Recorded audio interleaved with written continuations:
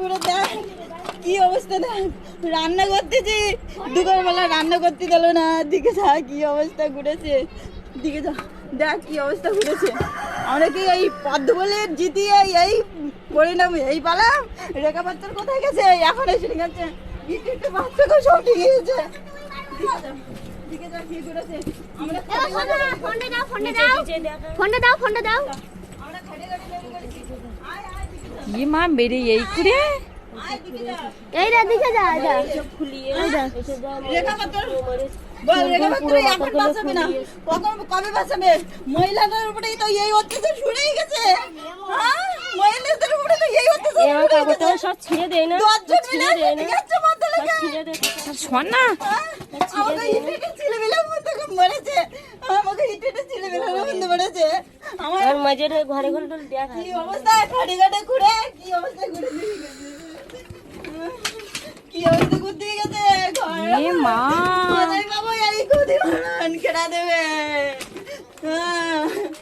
এই দাদা নাই এই পরিণাম দিচ্ছে।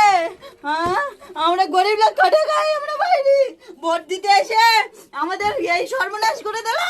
হ্যাঁ, এটাই পরিবর্তন।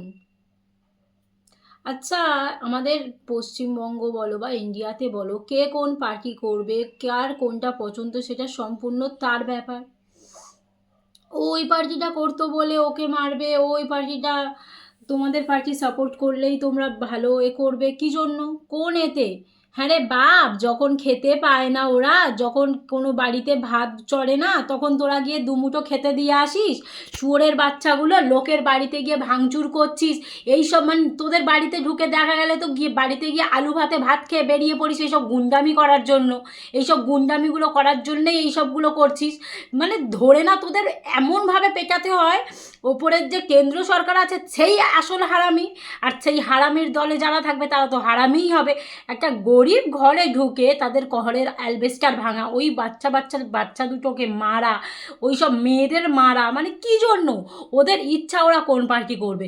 ওরা বিজেপিতে ভোট দিয়েছে বলছে, ওদের মানে বেশি উস্কানি ছিল, বেশি নাটক ছিল, তোদের এতে ভোট দিয়েছে, দিয়ে পস্তাচ্ছে।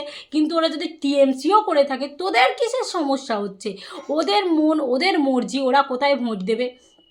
যখন দিদি টাকাগুলো দিচ্ছিল হাত পেতে, তো মা বাপগুলোর তো একদম দৌড় করিয়ে টাকাগুলো ব্যাংকে নিয়েছিস।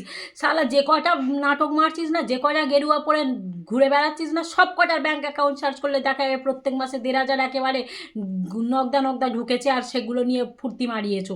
আর এখন এইসব অত্যাচার করছো, উন্নতি মারাচ্ছ, এই হচ্ছে তোমাদের উন্নতি। শালা কলকাতা কি সাজিয়ে গুছিয়ে রেখে দিয়েছিল, বাড়িতে তো 100-200 টাকারও কোনো চলে না। শালা ঘরে রং করা আছে কি তার ঠিক নেই, কলকাতাটা গোছানো, কলকাতার গান মেরে দিচ্ছ তোমরা, আর তোমরা উন্নতি মারাচ্ছ। তোমাদের ধরে আর চাপ গাতে হয়। শালা অকর্মের বাচ্চা, না আছে কাজকর্ম, না আছে কোনো যোগ্যতা, শুধু এমন ঝামেলা করো। আর কি মূর্খের দল তোরা, পুরো একদম মূর্খের দল। আর এই গেরুয়ায় যারা করে তারা অবশ্যই মূর্খই হয়। তোদের দলে যে যোগ দিয়েছিল সে বলেছিল, মনে আছে তো, গেরুয়া যারা করে তারা মূর্খ আর গুন্ডার দল হয়, সেটা সত্যিই। আর তোরা বারবার প্রমাণ করে দিচ্ছিস। জেতার পর না লোকের এমন ক্ষতি না করে লোকের ভালো করতে হয়। জিতেছিস মানে লোকের ভালো করবি, লোকের ক্ষতি করছিস কি বাল ছিঁড়তে, পূরণ করতে পারবি, ক্ষতিপূরণ করতে পারবি?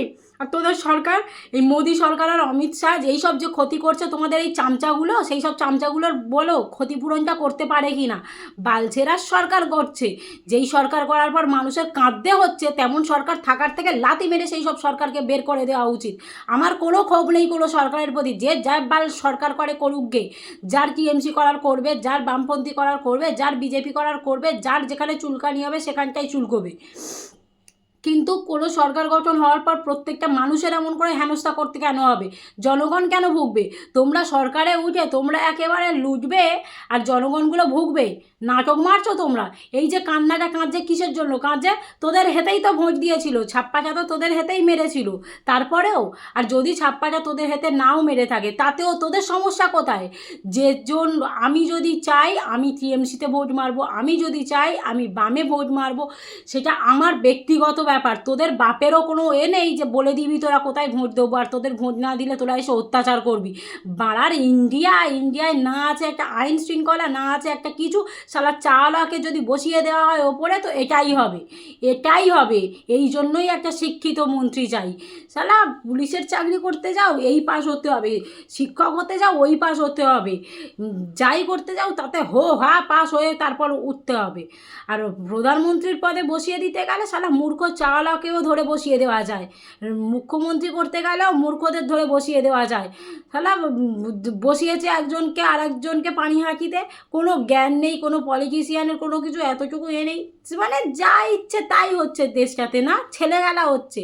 ও তো জানে আমার পকেটে লুটে গেছে, এবার আমার যদি তাড়িয়েও দেয়, আমার যদি পালিয়েও যেতে হয়, আমার সুইস ব্যাংক তো ফুল আছে, সুইস ব্যাংকের অ্যাকাউন্ট, আমার কোনো ঝামেলা নেই।